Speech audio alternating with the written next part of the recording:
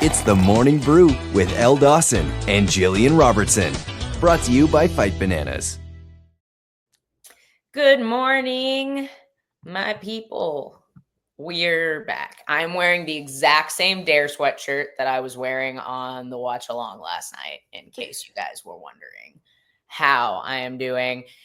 It's Elle Dawson here. To my left, right, however your screen is Gillian Savage Robertson, hopefully feeling more awake than I am today. What is up? It's always a rough night when there's a pay-per-view. You know, I'm like, staying up that late is just, I usually do it in the morning. Last night I prepared with a little bit of Cuban coffee and I was so up. So I was able to stay up for the main event, but definitely feeling it this morning. I appreciate this compliment, Sean. I do not feel awake, so I'm glad I look awake. I have had 2 ounces of espresso is literally all the caffeine that I've had, but we're here. I was gonna say, were you even able to sleep after the Cuban coffee? You tired?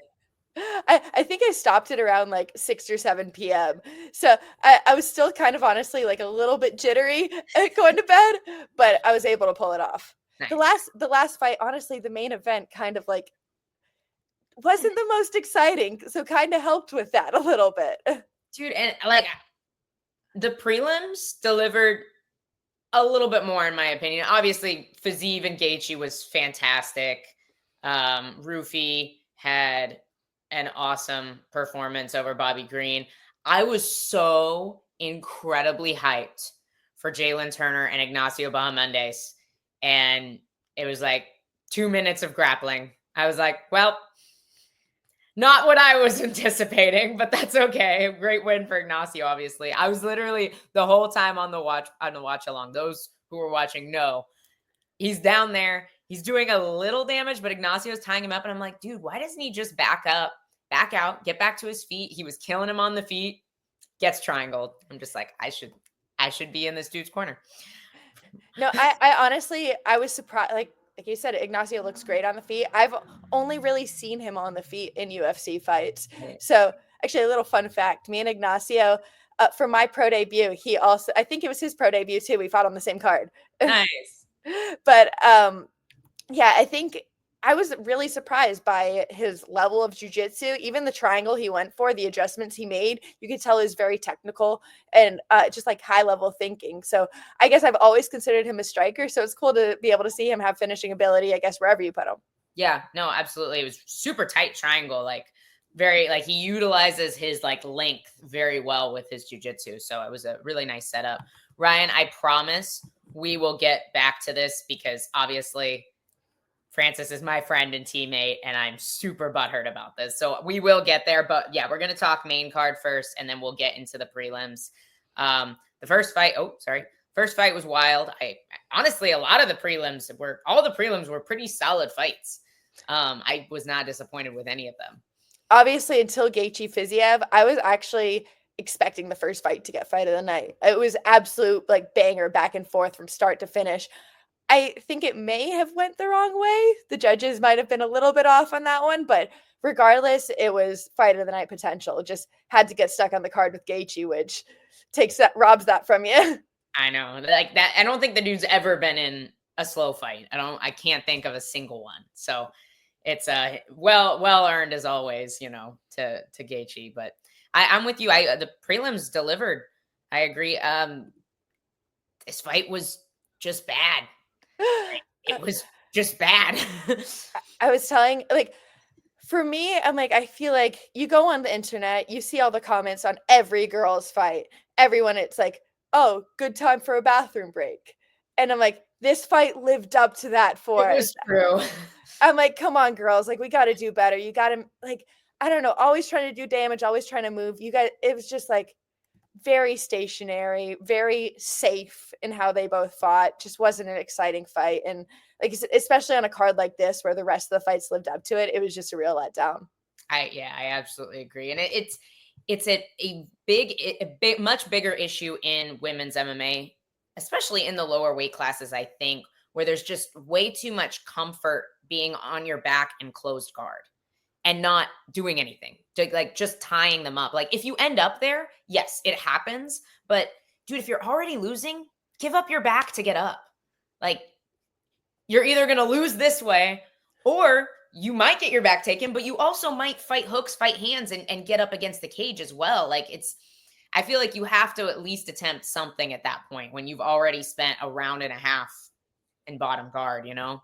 And I really think that it's kind of an element of the sport of MMA that's, I guess, neglected more than others is bottom jiu-jitsu, because so many people have just like deemed it as ineffective or losing, or like, I remember Dean used to always say to me, he's like, all these guys always say arm bars don't work. Then you ask them to do an arm bar and none of them know how to do it. It's like, nobody's drilling this shit anymore. Nobody's really working bottom jiu-jitsu as much. So it is an element of the game that I feel like, I don't know, I've seen more and more that it is kind of underdeveloped.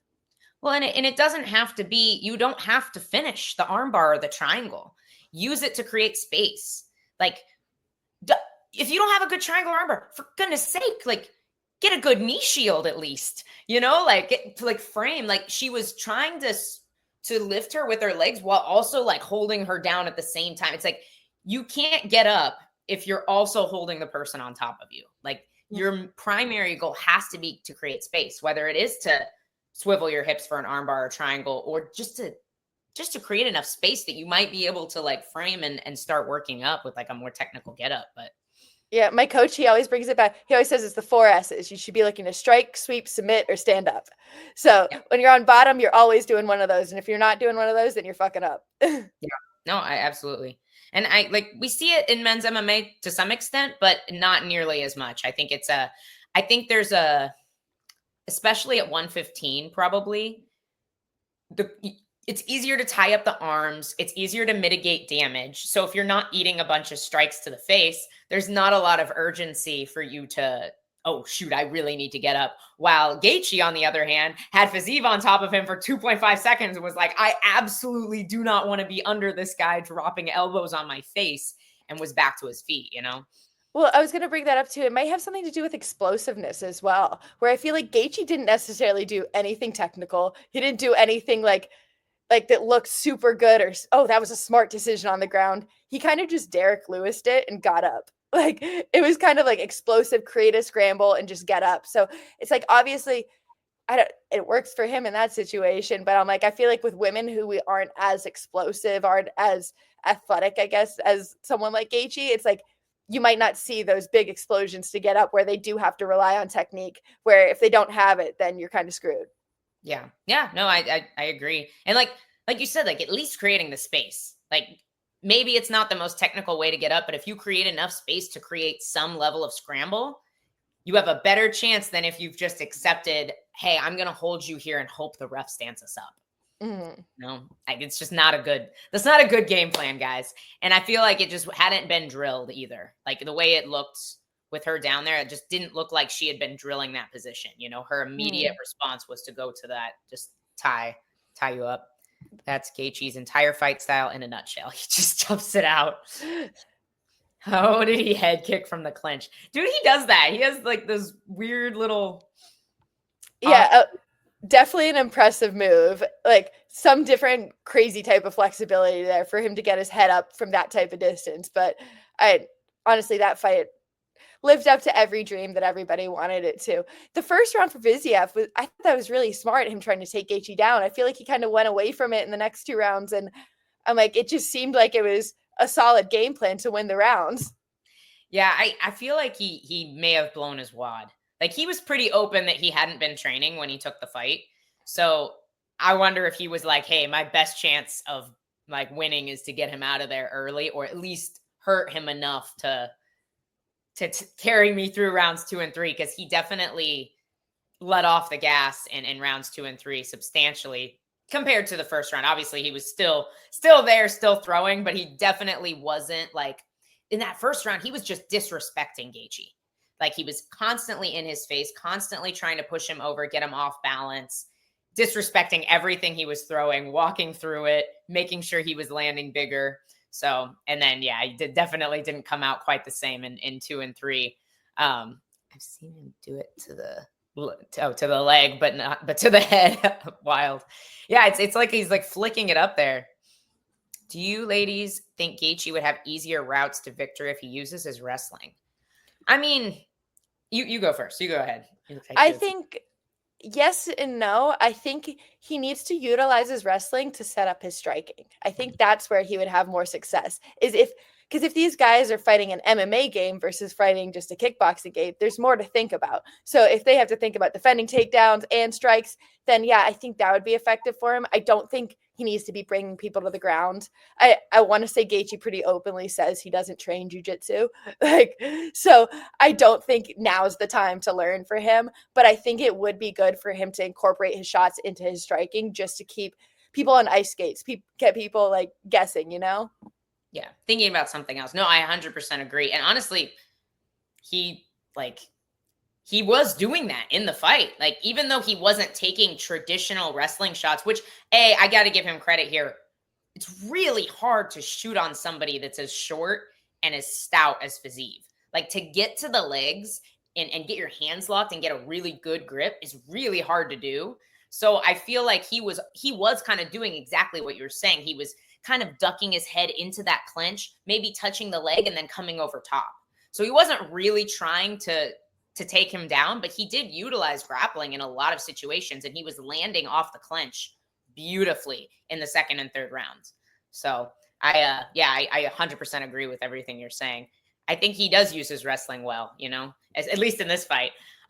He doesn't always, but I felt like he mixed everything together very well. He's called the highlight reel because he used to slam folks in his amateur days. Yeah, no, he has the wrestling background, but I agree. I don't know if he would have the finishing, like the submission ability on the ground as well. I remember, when I was in the Tough House, Gaethje was my coach. So that's awesome. I remember back then he showed us the video of his first, I think it was amateur fight ever. And literally he just picks the guy up and slams him like 3 or 4 times until he knocks him out. Just keeps on picking him up and slamming him and then knocks him out. I wonder if that might actually have been an old team. So there's an old teammate of ours that fought Justin Gaethje for it was like one of their debuts way back in the day. I think this was pro though, but he literally had Gaethje in a really deep armbar, and Gaethje just picked him up and slammed him like a rag doll until he was unconscious. So it might have been that fight. Would judo throws or Greco-Roman be effective for shorter fighters? I don't think Greco translates quite as well to MMA as folk style wrestling and judo do. Just because you really have to, it's very difficult to get to those positions, I think, in MMA, I was gonna say, even with judo, I feel like that one's, you can see it work. It can be effective. There's somebody who was getting some good throws last night. I'm trying to remember. Ray. Yeah. That's exactly. Some beautiful judo throws there. And actually some just great, persistent wrestling with his transitions. But so it can be effective in MMA, but primarily I think double legs, single legs, things like that is ideally where you're going to see the takedowns. Well, it's you also don't want to create too much scramble. If I'm connected to your legs when I'm wrestling, when we go down, there's a much better chance of me being able to keep you down and control the position. In Greco, we're throwing for points. We're not trying to get a lot of good control here. It's a little bit different with MMA. You really need that. You want that control because you're not just scoring points every time you throw. You can't throw for 5 in MMA. It doesn't work that way. So it's you need that control. You need that ability to be able to stay on top. You need to mix your Greco with freestyle. Ask Marco Madsen how that worked against my husband, who was 6th place in folk style high school wrestling. Ask him how his Greco worked out. No hate. I like Mark a lot, but I'm just saying, I just don't think it translates as well. I think what you said is spot on. No, I 100% agree. I just think that, like you said, more control that's what matters. When it comes to implementing jujitsu and things like that, you need to be able to land in positions of control. And I don't think Greco or judo are necessarily the best ways to do that. No, I agree. I like this comment from Ryan as well. I think freestyle is best. I like singles because everybody can defend a double now. You have to have a really explosive or really well-timed double now, I feel like. I middle school folk style beats Olympic judo. Ryan's going in on the throwers here. But I like this. I like this a lot. I think especially for guys who fight really long, and if you're fighting like somebody open stance, I think you can get a lot deeper on a single. I don't know what your preferred takedown is. Singles are definitely my thing. I feel like primarily I'm usually getting a head inside, head outside single. I do think that the reason people don't get double legs is more an issue with MMA than it is an issue with like people, I guess, like being good at defending them. I feel like majority of people lack the ability to bring their feet with them when they shoot, or and like connect their like bring their feet with them when they're striking and then transition that into a shot.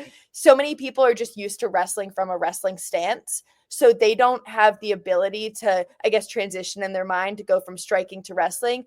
And just they've also never really been directed. I feel like there's not a lot of coaches who are instructing you to bring your feet with you. So you can watch a super high level wrestler, like a D1 wrestler, go out in an MMA fight and he's taking shots from 10 miles away with his arms reached out. And it's like, it's because he doesn't know how to bring his feet with him with his striking. It doesn't mean he's a bad wrestler. He just doesn't know how to wrestle for MMA and has never necessarily trained it, because so many rooms are just, when we're working on wrestling, we're working on wrestling. We're not working on striking and wrestling at the same time. Yeah, no, 100%. A lot of even high level gyms, a lot of them are not incorporating like a Mike Brown style class, where everything is blended together. Like it's very important to train that way. And it's even more so important to set it up because when we're just wrestling, I'm connected to you. We're way closer. Like I've got a collar tie. I've got a wrist. Like when we're fighting, I've got an extra 2 feet I've got to cover, so I've got to set that up well. But we had a girl that came into our gym 2 weeks ago, and she's actually competing in states for wrestling this weekend.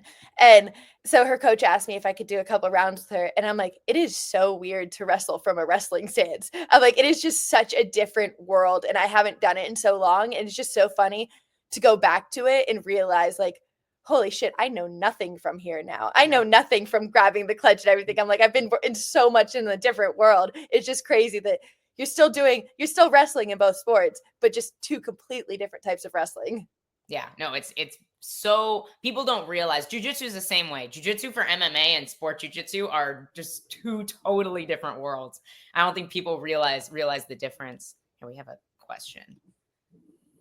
Judo tosses seem effective in getting takedowns. Maybe getting takedowns, but if you're throwing, you may not always land specifically on top. Like you may create a scramble with a throw. Whereas if I single leg and I follow you down and I stay tight to your leg, it's a lot easier to stay, connected. I don't know. I'm not good at throws. So personally, I feel like I would use way more energy doing a throw. Like I would much rather like do like kind of like a half whizzer throw just to get like to the front head or get people off balance than to like actually try to launch someone. It's just not my style. So maybe I'm the wrong person to ask. No, and I think, like, for me at least, I think that is the most valuable part of judo in MMA is, like you said, to off balance, to trip, to be able to manipulate the feet. I think those are the elements that you need to be using of judo, not necessarily the huge throws and things like that. Like I said, with the wrestling, it's like you just need to take little elements of it, but you're not doing the exact same thing. It's still a different sport. No, 100%. To add to your point, Elle, Joshua Van got back up during the scramble after a big throw attempt. They had some beautiful scrambles. We have to talk about this fight. I know I said we were going to talk about the main card, but we honestly just didn't. So let's a little bit. We talked about Gaethje, but yeah, Saruya and Van might have been one of my top 3 favorite fights on the card, to be honest. Like I know Saruya obviously didn't get the dub, lost his O, but like what like resilience and determination to just keep coming at Van, spinning attacks, throws, beautiful scrambles, Van's takedown defense, boxing, all looked just phenomenal. Like great fight. Okay, that was my exact notes on that fight, was I put that Van looked very prepared. I feel like he looked like he was ready to handle every situation that Ray threw at him. And I just feel like with the get-ups, anytime he did get taken down, his get-ups were clean, and anytime he was getting shot on, was able to defend most of them, honestly. And like, I feel like, looked very prepared for that fight. Yeah, no, I agree. And I think that this might have been a little bit too big of a step up for Ray. He only has does he only have one UFC fight before this? I think so, yeah. Carlos Hernandez. I know he fought Carlos Hernandez. I don't have his record pulled up, but I think Van is it's tough at flyweight because yes, there are some guys outside of the rankings, but there's not very many.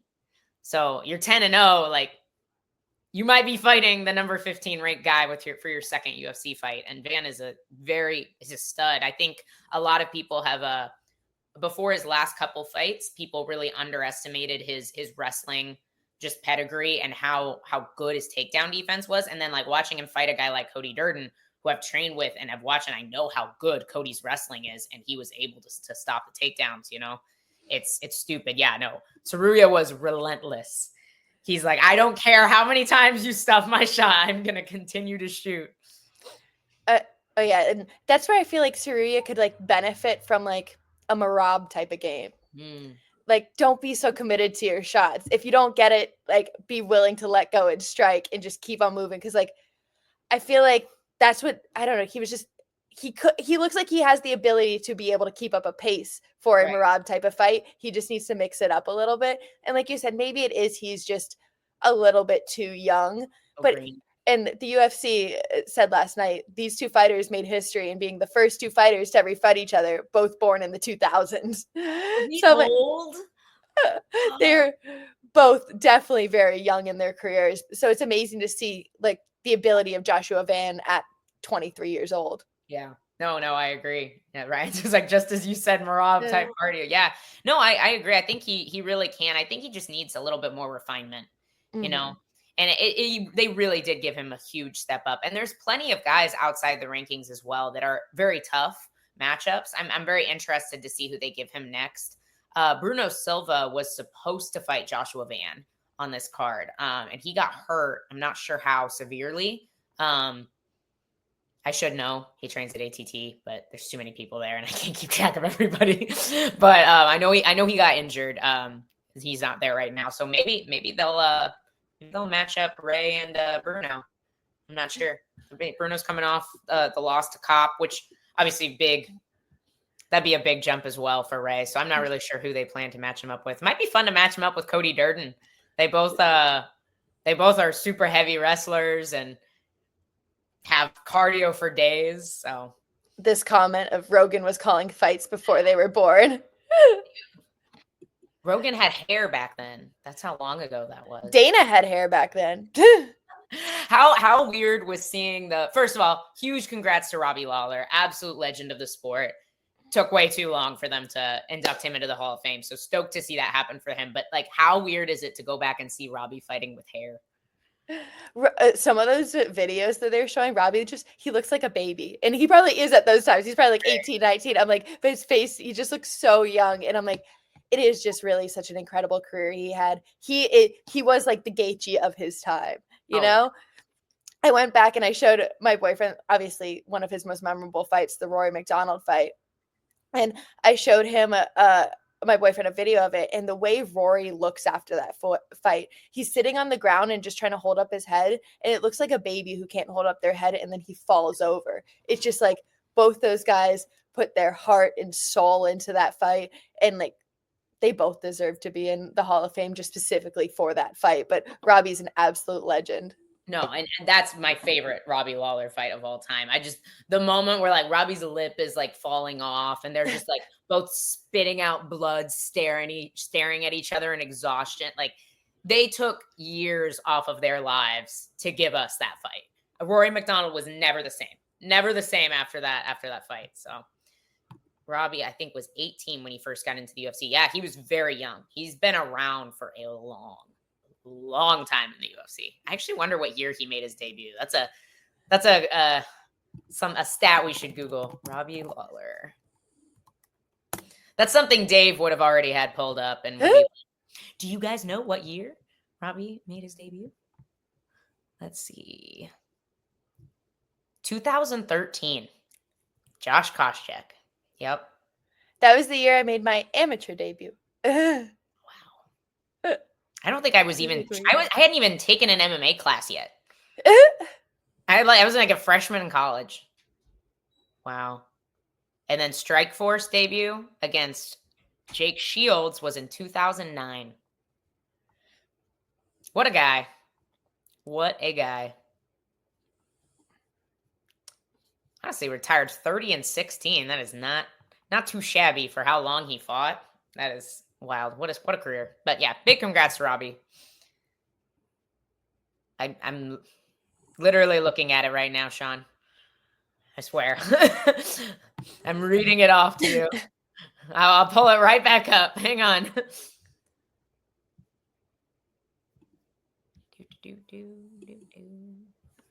Before that. Oh, you are actually correct. I forgot he left. I was looking at his second stint in the UFC. That's my bad. I'm sorry. Remember that I was up all night. 2002. I forgot. 2002. Aaron Riley left in 2004. Then fought his way into Strikeforce. Jeez.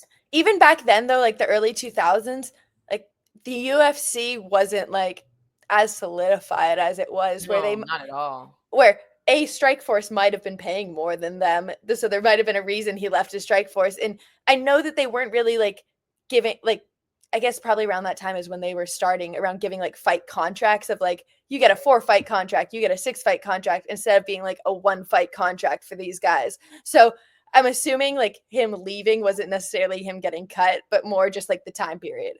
Well, I actually think he did get cut because he didn't fight in Strikeforce. He got cut in because he was on a 2-fight win streak. He lost to Nick Diaz and Evan Tanner in 2004. And then it looks like he was fighting on regional shows, TKO, Pride. So I guess maybe he left to go to Pride. Yeah. IFL. He's fought in like every major promotion that they had at this time. Elite XC. And then he went to Strikeforce in 2009. So there's like a 5-year gap. So his first stint in the UFC, my apologies, Sean. I'll take a nap later and I'll be ready to roll. It was in 2002. So I was in second grade. I was in second grade when Robbie Lawler was starting in the UFC. This would have been before Zuffa. His second stint in the UFC would have been when Zuffa took over and like absorbed Strikeforce, right? Pride was giving money. We know. That's true. That's true. The Pride money was probably pretty good. Wow. Sean, my apologies. I shouldn't have questioned you. You're usually on top of your shit. You're usually on top of it. Wow. Anywho, okay. Let's go back to UFC 313. I wasn't even a year old. We are old. We are old. Okay. Bruno Ferreira. We talked about Joshua Van. Bruno Ferreira, huge submission win over Armen Petrosyan. I think he has a judo black belt, a jiu-jitsu black belt. He's got knockouts. He's knocking out RoboCop. Dude is incredibly dangerous. Who would you give him next at 185? That's a good question. I don't know who I'd give him next. I feel like I was just going to make comments on his jiu-jitsu. I feel like he went for an arm bar, then went for a triangle, then went for a rear naked choke, then a triangle, then got the arm bar. And it was just like transition after transition looking for the finish. On the feet, he was just like throwing heavy, just try to like throw from his back pocket was every single shot. So I'm like, I don't know who you give him next, but that was definitely a very high level performance and a very fun performance to watch. Yeah, no, it really, he looked phenomenal. And I wonder if they will stick him in the rankings after that. I would think so, probably. Petrosyan's been around a long time. But who do you boot? Because Renier de Ridder is like has been looking pretty darn good so far, right? Oh yeah, he's only had 2 fights, I believe, in the UFC, but both of them have been like standout performances. So I feel like he does deserve that spot. I think he was a champion from another organization coming over too. From one, he was a one champion. Maybe you give him Kopylov. Sean, that's honestly the one I was going to suggest out of those names that you pulled up there. Sean suggested Brendan Allen here. Wow. Go right to 10. He's kind of on a skid. It kind of makes sense he would have to fight behind him. That would be kind of fun to watch, honestly. Him and Michelle Pereira would kind of make sense as well. I like the Kopylov fight a lot, honestly. And I just think that's an interesting matchup for both sides. And I'm a huge fan of Kopylov, so I'd love to see that happen. He's fun to watch. He really is. I don't know who I would pick in that. Kopylov I feel like he's improved his takedown defense. He's super sharp on the feet. I don't know who I take in that. He's so long. And then you have Ferreira, who I feel like is short, but he's just such a bulldog. Mm-hmm. He's honestly not even that short. He's short for middleweight compared to Kopylov. But yeah, back to the prelims, guys. We promised we would touch on this. First, we got to talk about Carlos Leal knocking out Alex Morono and how long it took to stop the fight, because I was a little bit concerned for Alex Morono's brain. I felt like it probably could have been stopped a little bit earlier. But your thoughts on that?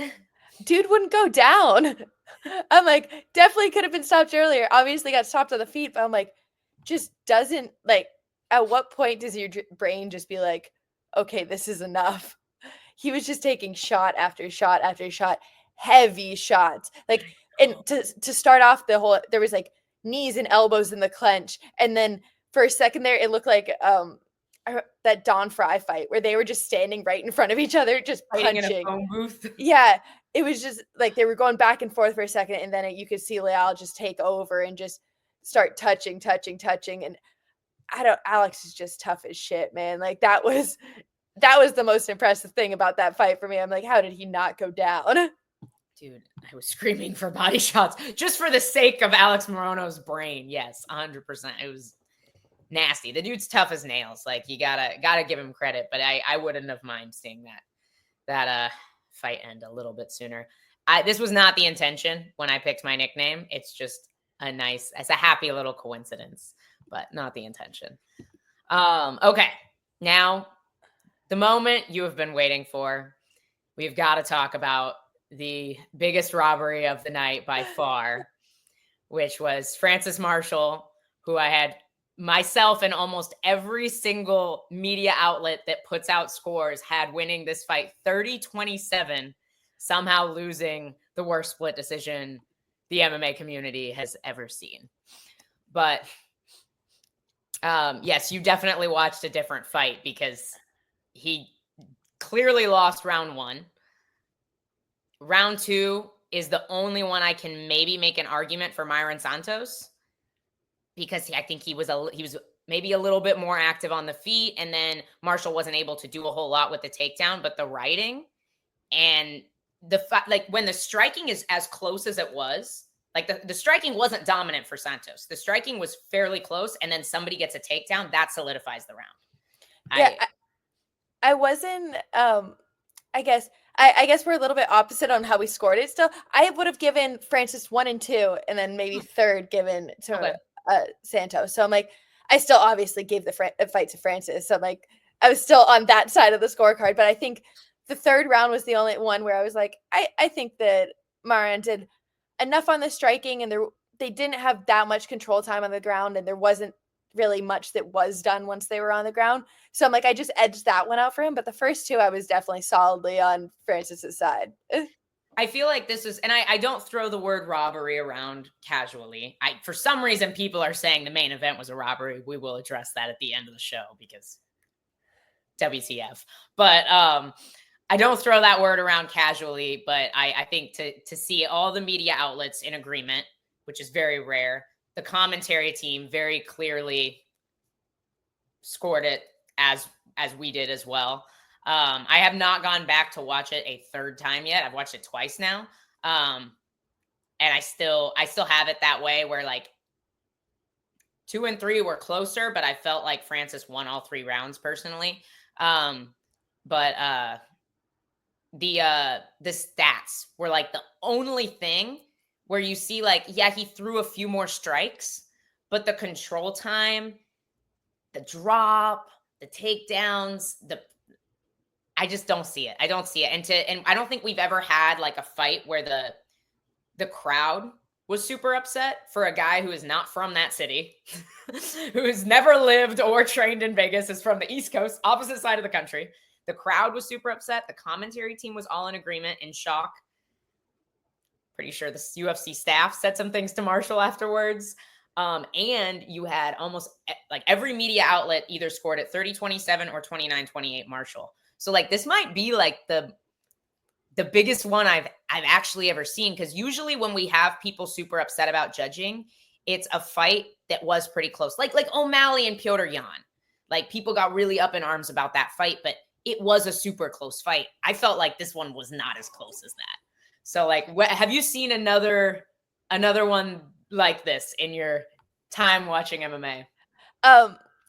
There's the only one that comes to mind like instantly was I believe I fought on the same card as it, so that's the only reason I even remember this, was Jocelyn Edwards versus, I believe it was Lucy Pudlava.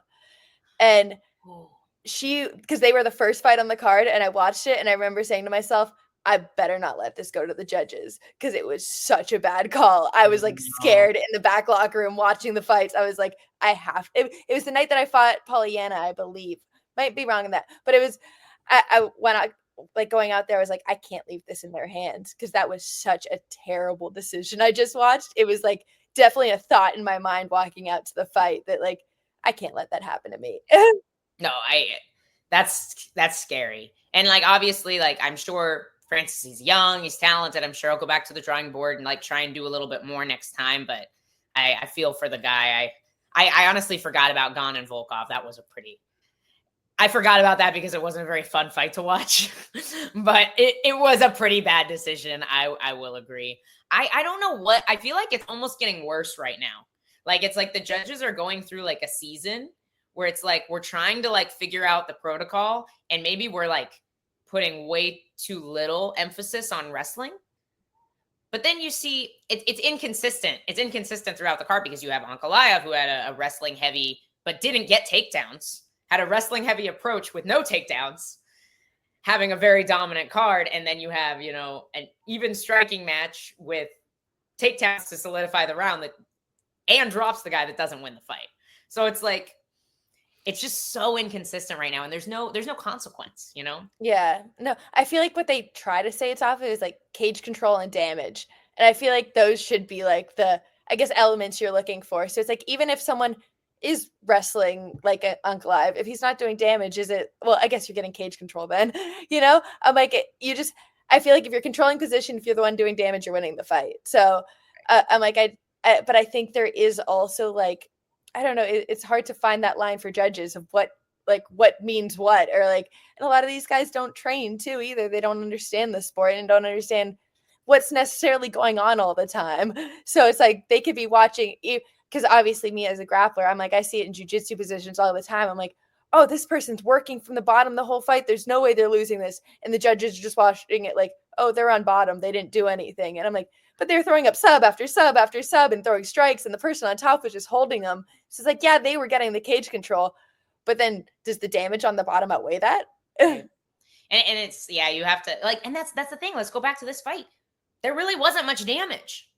So like, that's what I'm struggling to see what was scored for Santos. If there wasn't much damage and cage control was fairly even, how does the grappling not become the difference maker? Well, even if it comes to like damage, Francis was the only one who dropped him. So it's like, he had a little blood coming out of his nose in the second, but like, I don't think that outdoes the, I just don't see it. I'm still in shock, to be completely honest. They pulled one of the judges after that. I mean, they had 2 fights in a row that people seem very up in arms about. I see, and it's pretty solid agreement across the MMA base. Like, we had Brazilian fans commenting in Portuguese on some of the Fight Bananas posts. I was like, I had to click the translate button, and they're like, dude, I'm Brazilian and you won, man, to Francis. I'm like, dang, like, this might be bad. But I felt for the other Santos in the first fight. I felt like he kind of got the rough end of the deal as well. Okay, it's such a scary thing to leave. Like, obviously, they always say don't leave it in the hands of the judges, but it's like it's obviously not easier said than done to not leave it in the hands of the judges. But it is such a scary thing when it's like it's coming down to my career and half my paycheck that is going because whether you guys make a good decision or not. Yeah. John said he thought they got the first fight right. I will say I thought the first fight was closer. No, I agree with you. And I think that's one of the reasons why your style and Grant's style are very good styles to have if you are going to wrestle. If you are going to wrestle in your fights, control and damage and a good ass body triangle are like, it just solidifies the dominance of the position so much. There's no question. If I'm riding your back, there's no question of who is in the dominant position here, you know? So it's like, it's such a big thing that a lot of people need in their games. And it doesn't fit everybody's game. It doesn't fit everybody's body type, you know? So it's a scary business. All right. We got to go to this main event. We've been talking, Gillian and I do what we do. We've been chatting for 40 minutes because we love this stuff, guys. We haven't even talked about Roofie, but we got to talk about this main event right now. I want to know your scorecards before I say anything. I think that I would have probably had it 3-2 Ankalaev. I want to say one of the judges, the reason why I realized it was Ankalaev because they scored it 4-1 to Ankalaev. Yeah. But I definitely didn't see that. I think that Bahia, whether it's because, like, obviously we seen him in Australia a couple weeks ago, like there's been a lot of questions of how prepared he was for this camp. I don't know if it was that or he's worried about getting taken down. It looked like he wasn't like opening up as much. Oh, yeah. It just looked like he was playing a very safe fight, almost like scared to get taken down, so he wasn't willing to strike. And like I said, I don't know if that's like due to lack of camp or due to the fact that it's just like it really does make a big difference for a striker when somebody's trying to take them down. Now they can't just openly throw a right hand because you're going to be in on a double leg underneath. Yeah, I think he was really struggling with the range of Ankalaev, that like open stance, but longer. Like, yes, Khalil is also southpaw, but he's shorter. He stands in front of you a little bit more. He's explosive, but he stands in front of you more. While Ankalaev, like, Alex couldn't use his calf kick as well. Like, it's a lot harder to do damage with the calf kick in the open stance, and it's a lot more dangerous. It's a lot easier for people to counter when you're parrying the lead hand and like trying to scoop around to get this outside calf from the open stance. So he didn't have that tool that he normally is crushing people with. He takes away people's movement really, really well with that. And I feel like he was missing that part of his game. And his left hook too, he just couldn't find Ankalaev. You saw him throw it out there, but it was like whiffing. And in his last fight against Khalil, I feel like he was able to utilize that outside leg kick. Because I remember like thinking about that. I've never really seen somebody be able to hit heavy outside leg kicks on an open stance, like Southpaw Orthodox. So I'm like, last fight, I was kind of impressed by that almost. This fight, he started with it in the first. He was throwing a lot of leg kicks in the first and then seemed to get away from it after that. Where it's like, and it did look like they were damaging kind of. Like Ankalaev had some damage on his leg and he would move his leg a little. I don't know. It just seemed like it was something he kind of drifted off from after the first round. I think that was due to Ankalaev, though. I think that because he still attacked it, but later in the fight, Ankalaev started countering him off of it. So I feel like it was just a good adjustments by Ankalaev, you know? And you'd see him because he'll switch sometimes. You'd see him like think about switching, and then he's like, nope, I don't want to give him that calf. And he'd go like right back and open up his stance. And I just think he was so measured fighting Pereira. Pereira, like when he fights other strikers, he can be a little bit more reckless, like overextending on his shots, which is where you see him finish these guys like Khalil, because he doesn't have to worry about the takedown.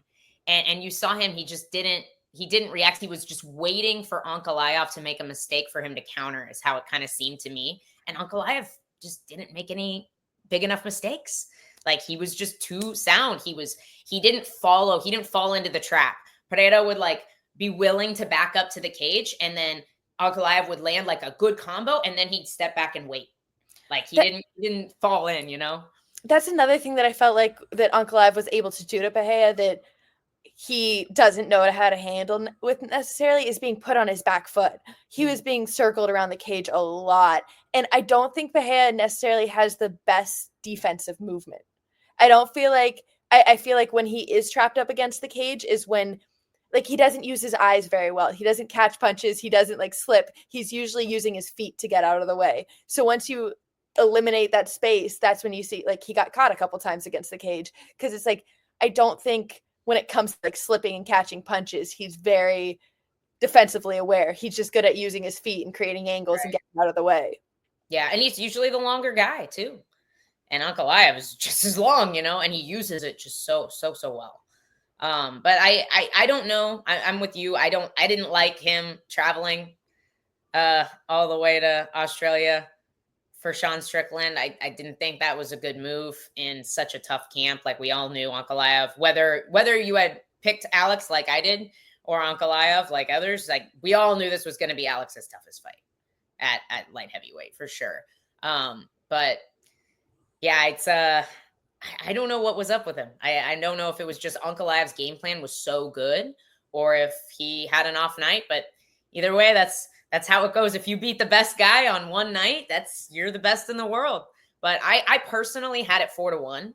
I gave Alex the first round. I could also see the fifth, maybe, but he just didn't do anything big enough to mitigate the cage control, in my opinion. Mm-hmm. Like, I don't think throwing strikes that aren't doing damage should be like, that's like jabbing somebody should not cancel out dominant wrestling, in my opinion. Like, if you've ever been in a fight, you know how it feels to get like, pumped with a jab versus somebody literally just sticking to you like glue and riding your ass around the cage. Like, those are two different levels of domination.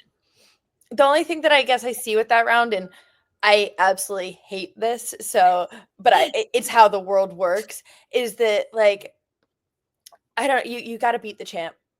You got to like do something more definitive to win the rounds every time when you're not the champ. And that's how, I don't know, so many, like, I feel like the judges are always looking at it like that. The champ's always in favor. You always have to do something to really secure that round. And in the first and the fifth, I don't feel like Ankalaev really did that, which, like I said, I hate that it's like that. I hate that you have to beat the champ. You can't leave it to the scorecards, whatever. But I'm like, I just don't think Ankalaev did enough to beat the champ in those 2 rounds. Yeah, no, that's fair. Both looked a little hesitant. I mean, there's a lot of danger with both guys. Like, fighting either one of those men is incredibly terrifying. So I understand the Yuri run starts now. I missed this comment. Hey, I'm for it. That honestly, I'm actually excited for that fight. It makes so much sense. Yuri just beat Jamal Hill, smashed Jamal Hill. He hasn't fought Ankalaev. We actually want to see this fight rather than Yuri fighting Poatan again. So, like, I'm all for it. Give Yuri the next title shot. Somebody said, does Alex go rematch now? Who knows? I think have him fight Tom Aspinall because John Jones clearly doesn't want to. So make Alex and Aspinall next. I'm for it. But I lost my train of thought. Sorry. Where were we? Just give Aspinall something. Poor guy, right? Waiting on the sidelines. Gillian, a queen. Absolutely, she is. Thank you. We love RG. If a fighter is supposed to be such a good striker, shouldn't they be able to switch stances to negate your opponent's strength? I mean, that's a lot easier said than done. Like, you have to spend, like, people become incredible strikers because they spend years working on the discipline. Now you have to spend years in a stance that's already more awkward for you. Like, there are guys who are almost as good in both stances, but typically you have different tools from each stance, and typically your defense is worse in your abnormal stance, I guess. It's like your non-natural stance. Like, I love switching to southpaw to shoot.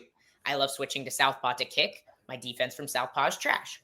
Like, I've got good tools from there, but it doesn't necessarily mean my game from my opposite stance is going to be the same, I feel like the same with, like, I don't know, people in jiu-jitsu, they're always like, drill both sides. And I'm like, I don't feel like you need to drill both sides. You have to be good at your good side and have options to the other side. It's the same with striking. I can be good at one side and I have options to the other side. I don't have to be good at everything on the other side. I literally have 3 takedowns that I like from the right overhook side and 3 takedowns I like from the left overhook side when we're in clinch, like when we're in 50-50. And they're 3 totally different takedowns. And I hit this well on this side and I hit this well on this side, but I have different options. You know, they're not going to be the same. I'd like to be a southpaw, but I'm right-handed. I mean, train it because you'll probably, like, you can find good tools from your opposite stance. It's just, it might not look the same as your, you know, I'm a little more bladed at southpaw. Like, I fight a little bit differently there because I'm not a southpaw.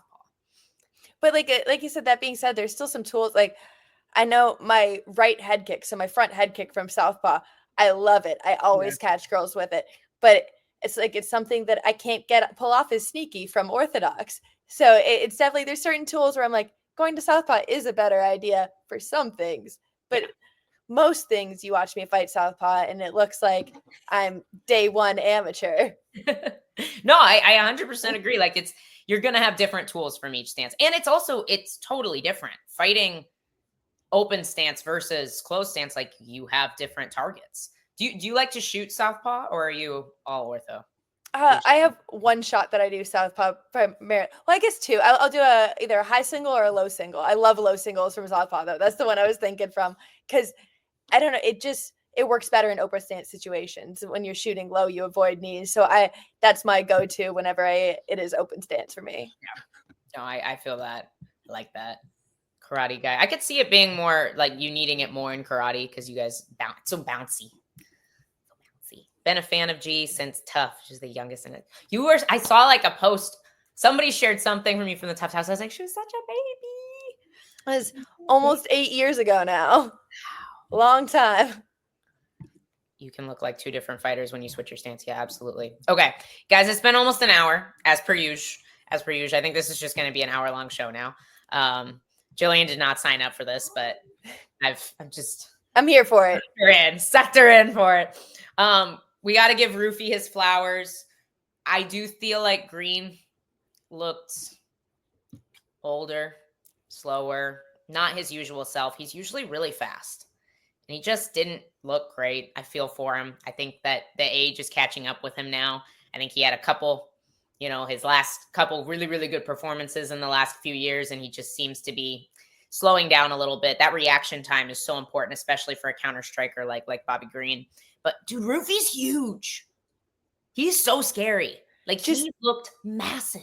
He just goes in there so like focused. And I've said it 1,000 times before. I'm here for every Fighting Nerds fight. I love them so much. I'm like, every time the Fighting Nerds go out, they show out, they perform, and they just look like he just looked calm. He looked calculated. He looked poised. Everything looked perfect. I'm like, the Fighting Nerds are just where, like, they're the team to watch right now. Yeah, no, somebody was asking me last night what they were for like the year. And I'm like, that's going to require, that's research for Elle on 8 hours of sleep. So I will do the work. I will get that info for you guys and we'll make a post on the Fight Bananas page about it. You also talk, yeah, dude, Jalen Turner retired. I know. I'm like that too. Like, it was a 27-year-old versus a 29-year-old in that fight. I'm like, both so young, both prospects. Off of 2 losses, you're going to retire, Jalen. Just kind of mind-blowing there. I wonder if he just doesn't like fighting anymore. He's always someone who has really impressed me, like, through his career, because I'm like, he is one of those guys where it doesn't matter where the fight goes, he's trying to finish it. Like, if he's on his back, he's trying to finish it. If he's on the feet, he's trying to finish it. And even with that exchange with Bahamondes, it looked like Bahamondes shot a takedown and Jalen almost like faked the guillotine to get him to pull guard. It started the grappling exchanges. I'm like, he makes a lot of smart decisions, but I'm like, I don't know. It just seems like being a 29, like, that's my age right now. I'm like, to be retiring, it would break my heart. Yeah. I understand. Maybe it was a preemptive, like, he's 7-6 in the UFC. How often do you see somebody like that at lightweight not get cut? He said, the commentary both said that going into this fight, it was a lot of like mental hurdles he had to overcome after his last loss. So it seemed like there was a lot of thought going into this previous to the fight. Yeah, dude, honestly, and his cuts are probably super tough. Okay, for both those guys, both 6'3", I'm like, it must have been such an awkward thing to have to fight somebody as tall and long as you when you're just never used to that in that division. But I mean, I thought he was, obviously we got to see the tiniest glimpse of the striking exchanges, but it looked like Turner was getting the better of him. Like, I felt like he hurt him with that body kick, which is what initiated Ignacio to start wrestling. Like, he's like, oh, I better start wrestling. I better mix this up because Turner's scary on the feet. I don't see a lot of guys beating Turner in a strictly striking match. I just don't. And so I was so disappointed to not see him, back out, try and get back to where he's comfortable. And, I don't know. Hey, Choi, go back. We talked all about it. Watch the whole thing. You'll get the full breakdown. Lost 4 of those last 5 with some split decisions. Yeah. Obviously, Gamrot, he lost a close fight to Gamrot. I will give Gamrot his flowers because Gamrot took that fight on like a handful of days notices. Like, he was in, I think he had 2 weeks, but like a week and a half of that he spent flying from country to country trying to figure out his visa. So he didn't even get to train. Poor guy. And that was a fantastic fight. But even that, like, Gamrot is like up there. He's a beast. Definitely. I'm not sure what he's ranked, but definitely ranked. I'm like, 8, I think 8. Yeah. But I'm like, so to have losses like that, that's just, it's like, you got to climb the ranks. You're getting there. You're 29. You're not even in your prime really yet. Like, give it a couple years, man. Just, I don't understand. Like you said, for me, it has to be like, maybe you just don't really love it. Maybe you're not into it as much because honestly, watching fighters retire every single time, I get tears in my eyes because I'm like, I can't imagine that moment for me. The moment that I have to retire, it's going to absolutely break my heart that I can't do this anymore. So I'm like, I can't imagine that moment. And so for him to bring it on so young, I can only imagine what's going through his head. Yeah, no. And it's like, he's had these glimpses of greatness. Like, dude, somebody said, like, I love Moicano. He's a very good friend of mine. But like, if he hadn't walked off there, things could have looked really, really bad for Moicano. Like he's had these fantastic moments in his fights. So I hate to see him retire. As somebody said, McKinney versus Turner, that would be cool before he goes. I like Turner. I would pick Turner in that fight, I think. I don't know. McKinney's explosive and he does occasionally wrestle. If he wrestles, he could definitely get him down and mitigate the damage or the danger. But yeah, G will be champ by end of 2025 or early 2026. Who is next fight for Gillian? May 3rd, Marina Rodriguez. Let's go. All right, guys, it's been 58 minutes. It's time to wrap things up. Thank you guys. The Sundays have been so fun. Everybody's been like, the comment sections have been popping. On Tuesday, we're going to have a really fun interview. Danny Sabatello is joining us at 2:30, I believe, during the Tuesday show. If you guys don't know Danny Sabatello, he is the best character in MMA. We love Danny here at Fight Bananas. But he has recently gotten his much wanted release from the PFL and is signed with Ryzen and is making his Ryzen debut very soon. So we're going to have Danny on the show on Tuesday to talk all about PFL and all about Ryzen. So it's going to be a good time. Make sure we have somebody else that my sleepy brain is Sam. I think we have Sam Alvey on Tuesday as well from Karate Combat. So it should be fun. It should be a good time. Danny is quite a character. He's a great dude. Great character, great talker, great fighter. But Tuesday, tune in 1 to 3 p.m. Eastern. Gillian, will you be joining us on Tuesday? Yes, I'll be there. It's Savage time at 2 p.m. as per usual. Also, there is an awesome article up on the website that you guys should go read. It's all about Gamrot's response to Gaethje because Gaethje apparently said no to Gamrot when he was offered him for a short notice replacement over Fiziev. Or instead of Fiziev. So we got to sit down with Gamrot. Awesome article out about that on the website. Sub to YouTube. I literally can't think of anything else to say at this point. So we love you guys. G, any last thoughts? See you Tuesday. Bye, guys.